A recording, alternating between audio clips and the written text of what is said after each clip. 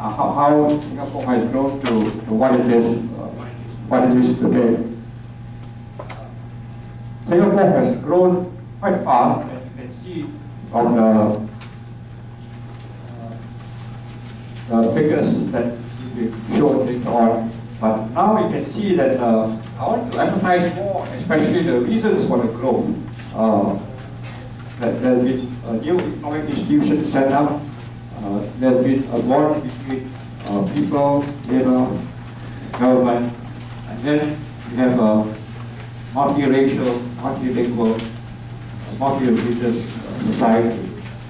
These are the social and political factors behind the growth. So when you look at the growth figures, don't just be carried away by the numbers, but you must see what is behind, what is the software, what is the framework in which the growth takes place. Because if you cannot have these factors, then your own country cannot also develop. You must have new institutions to mobilize savings, to mobilize people. Then you must have new institutions to bond the people and the government and the labor together. And then you must have a society where many kinds of people can live side by side and be able to work together for the community. All these take time to develop. So Singapore is not just a miracle story, but also a slow story, a story of how over many decades, because Singapore did not start just in 1965. Singapore started in 1890. So there were 1.5 centuries of preparation before this spurt of growth took place. You can see the growth in these figures showed that 1950 we had only a GDP figure of 1 billion. 1960 it doubled. This is within 10 years, 2 billion. 1970, another doubling to 5 billion.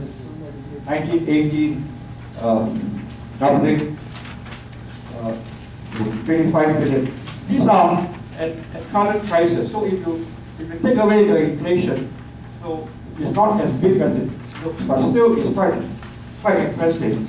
And the figure in 1990 was 67 billion, and now I didn't give the latest figure, but the latest figure is for 250 billion.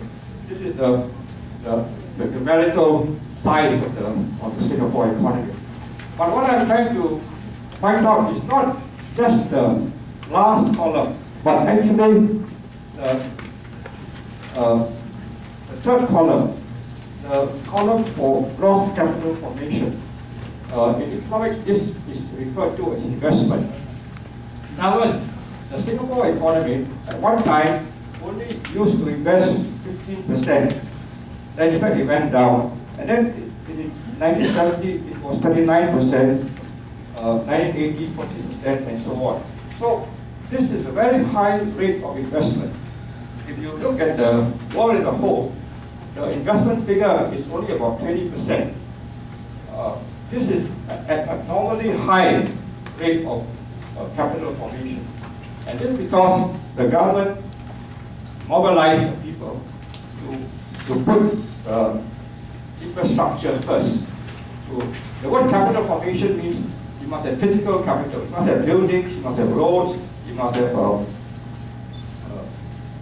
electricity and other public utilities. So you must have factories and machines and so on. So which means that the people must actually cut back what they spend in order to invest in the future. Because capital formation means you are building capital. Capital is something which lasts more than 1 year. It lasts 5 years, 10 years, 15 years. So for you to have these capital being produced, you must not spend now. So Singapore used to be a society where we used to spend 80% of what you earn, and then it went down. So now the figure is about 40%. You're only spending 40% of what you earn. Now imagine if you're earning $100, you only spend $40. I mean, can you have that kind of attitude, which means that you actually are thinking of the future, you don't think of the present. And many other countries which are rich, they have this problem that they're spending for the present. America, for example, the figure is probably 60% or 70% for consumption. It's not so high, not so low as Singapore. Singapore, the people have this future orientation, and they're prepared to sacrifice their present enjoyment in order to invest for the future. So in the past, this has happened, that the Singapore people have given up the present in order to invest in the future. And this is the physical reason why the economy can grow. Because unless you are sacrificing for the present, you cannot reap future gains.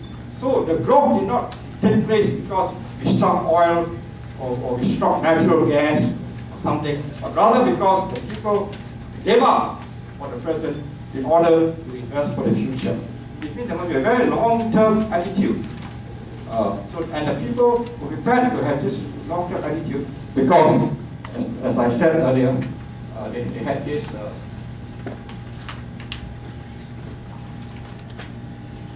this bond between the government, labor, and people.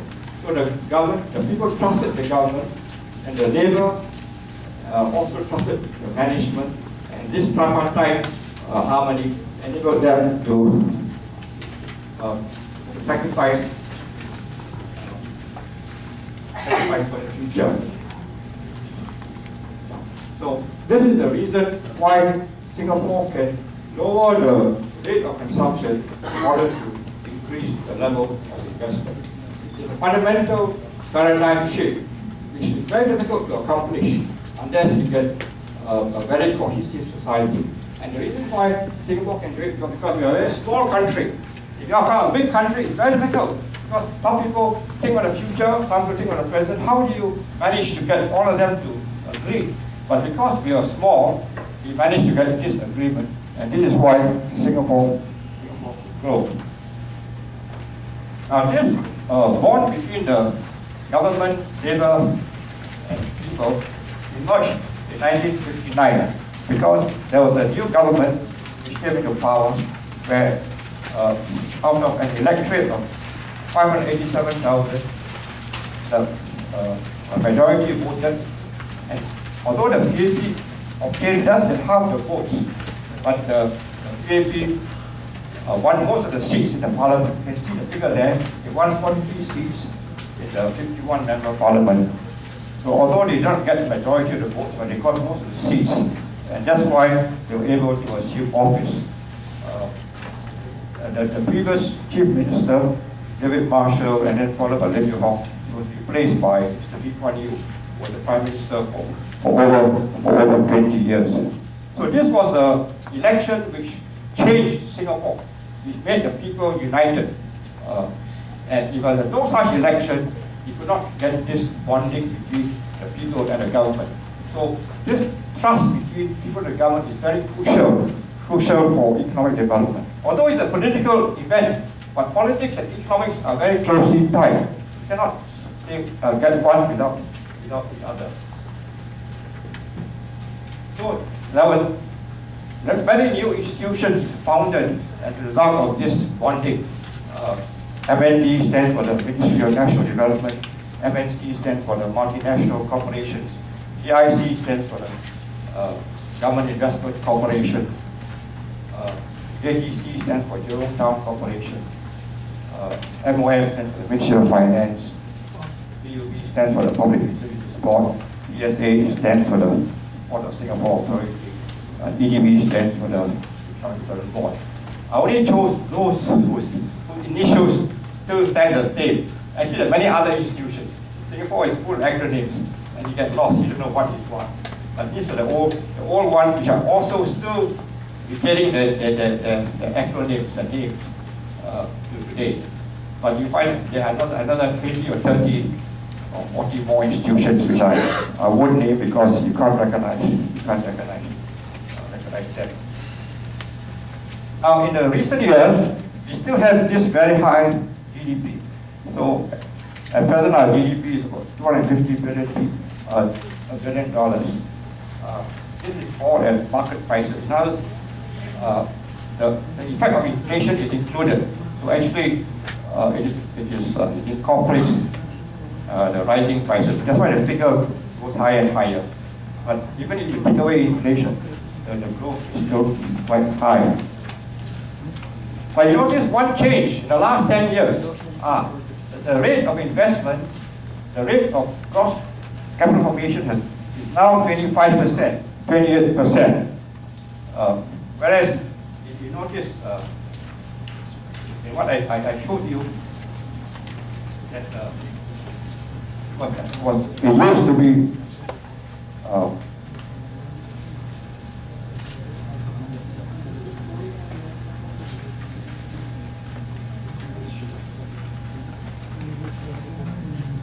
very high.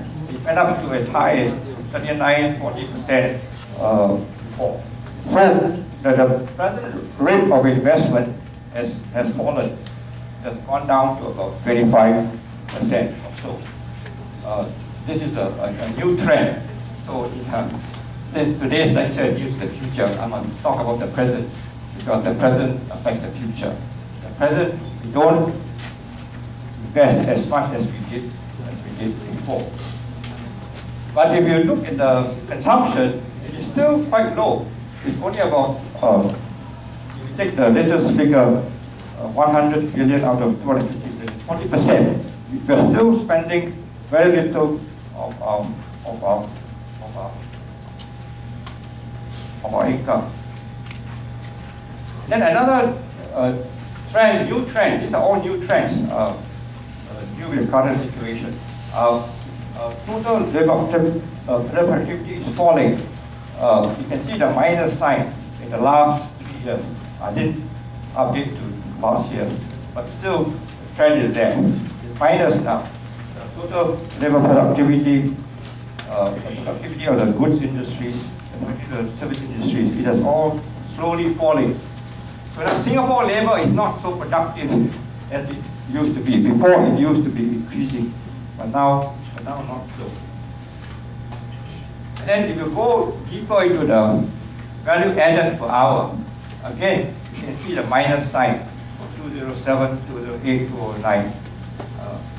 In other words, the value added per hour, another way for productivity, because productivity in the previous slide was on an annual basis, but now you adjust for the number of hours worked, which is still negative. This is a new trend about Singapore.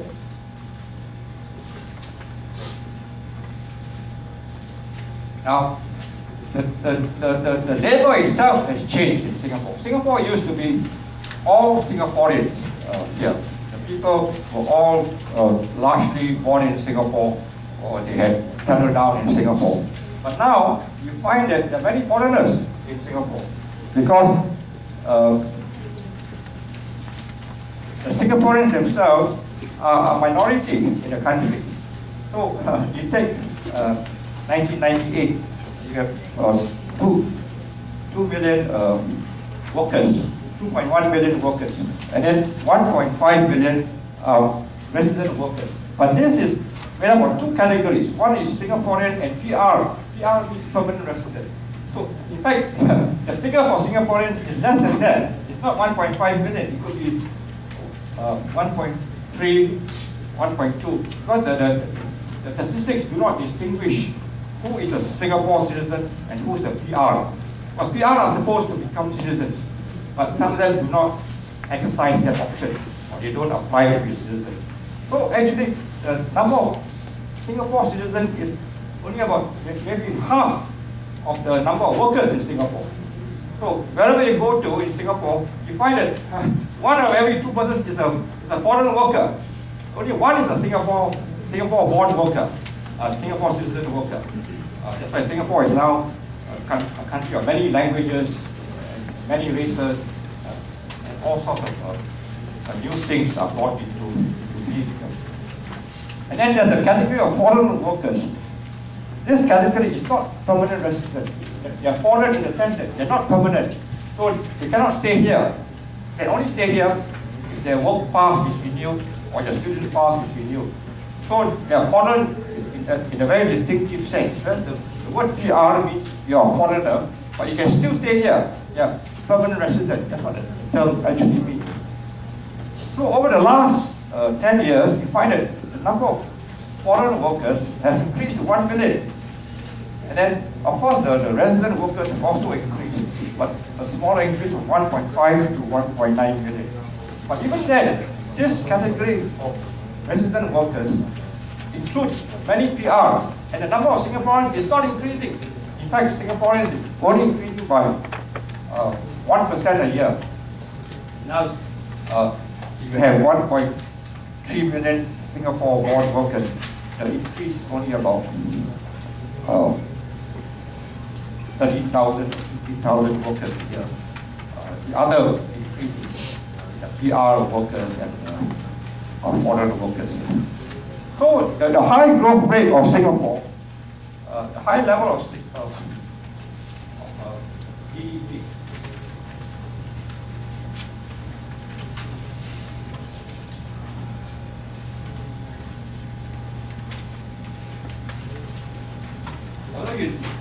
although you say that the GDP in Singapore is very high, $250 billion a year.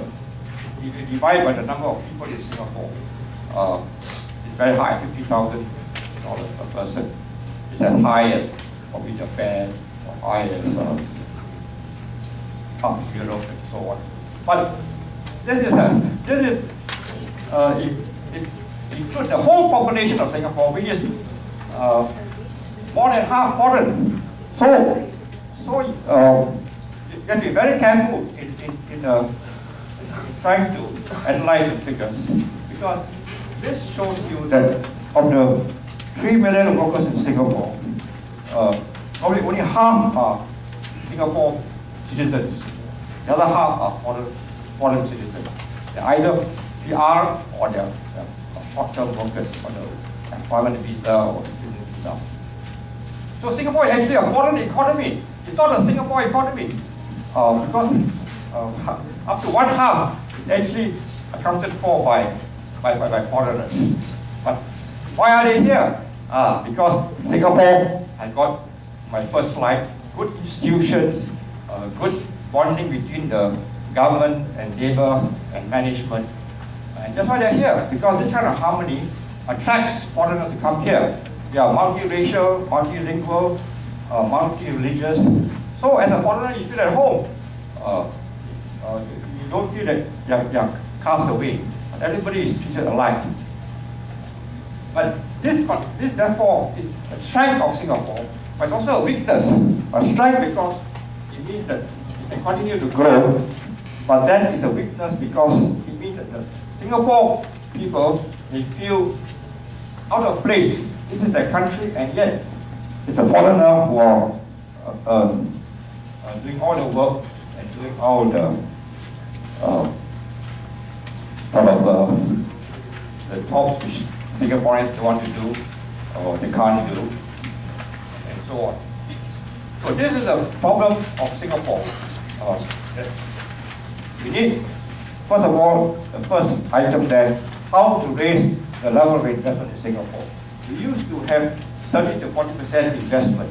So now, about 25%, as I showed you. So there's a gap. Because if you don't invest, the Singapore economy cannot grow in the future. Because investment means you must have more machines, more equipment, and so on, to raise the productivity of the worker. And then we need to integrate the foreign and local labor, because half the workers are not Singapore citizens. So they cannot stay here. Even as a PR, you may not know how long you can stay here. Although technically you can still stay here, but if you are a PR, you're still holding a foreign passport. And when you leave Singapore, you must apply for a re-entry permit. And that requires a permission. So if you're a PR, sometimes you you're afraid if you leave Singapore and you don't get the re-entry permit, you cannot come back to Singapore, although you're a permanent resident. It's not like other countries where you're PR, you can always enter the country, but not so in Singapore. You need a re-entry permit if you are PR. And then if you're a foreigner, then on a work permit, then you need your work permit to be renewed, which means you'll be offered a job. So how to integrate this foreign labor and local labor?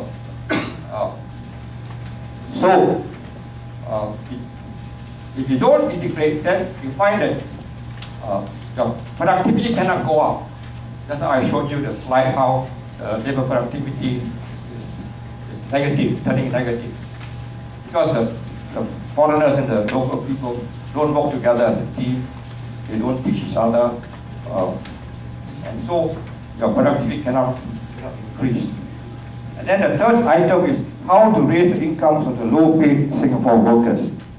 Now, this is something new because in the last 10 years, more Singaporeans are becoming poorer. Now in Singapore, there's a lot of income not spent. This is about 6%. Look at the figures. Singaporeans are still saving. In a sense, they're still very thrifty. As I said, they only spend about 40% of their income, and this is due to many reasons. One reason is the CPF. CPF, the Singaporean must give 36% to the CPF of his salary. The foreigners don't have to pay CPF, but the Singaporean has to pay. He pays himself 20%, and the employer pays 16%. So every month, 36% is actually taken away. CPF. CPF is a long-term saving scheme to pay for your old age, pay for your health, pay for your education also. So this means that Singapore, people are still saving. The country is still saving. And another part of saving is actually what we call corporate saving. The company saves money. Why? The company makes a lot of profit, and the profits are kept in the company. And so that is saving. So in the Singapore economy, they're saving by people, the CPF, and they're saving by companies. And the company make very, very high profit. Singapore is a place where you can make a very high profit. If you set up a company here, you can make 20% your return on capital, quite easy.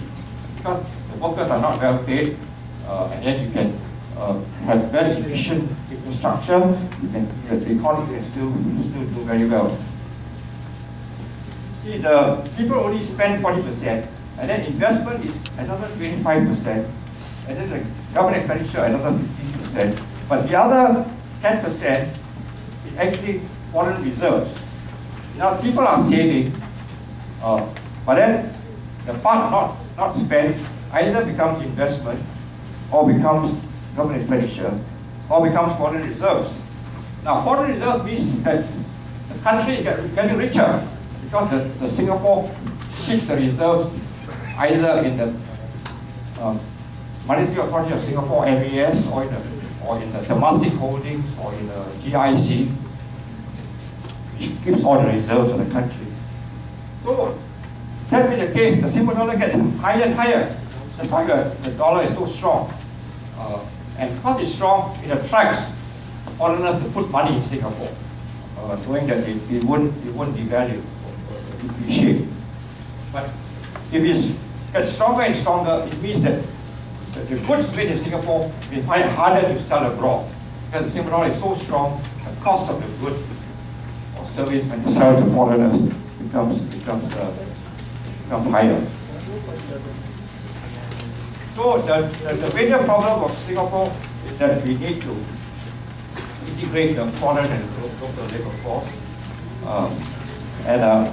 One problem which faces Singaporeans, I know you're not Singaporeans, but you must also see from that perspective that 3% unemployment of foreigners, of Singaporeans in Singapore, 2 or 3%. Whereas for foreign workers, there's no unemployment. Because you're not employed, you have to leave the country. So technically, there's no unemployment among foreigners, but there's unemployment of citizens. And these citizens, they can't get a job because the economy is changing, and they can't have the skills to readapt to to the technological level. If you are a foreigner, you already have the skills to come here and work. It could be a construction skill, it could be a cooking skill, it could be taking care of old people or children, sort of caregiver skills. There are some skills, that's why you're here. But the Singaporean doesn't know how to learn these skills because they're not used to it. And they're getting sort of spoiled or pampered. They don't want to do some of these, learn all these skills. For example, in the building industry, you need to be a building skill. But the foreigners do the building in Singapore, not the Singaporeans. They're not used to working outdoors, not used to laying bricks or doing carpentry and so on. So we have to import all the foreign workers to do all these massive construction projects. And the foreigners themselves also need training. But because they are foreigners, they're not given the training grants.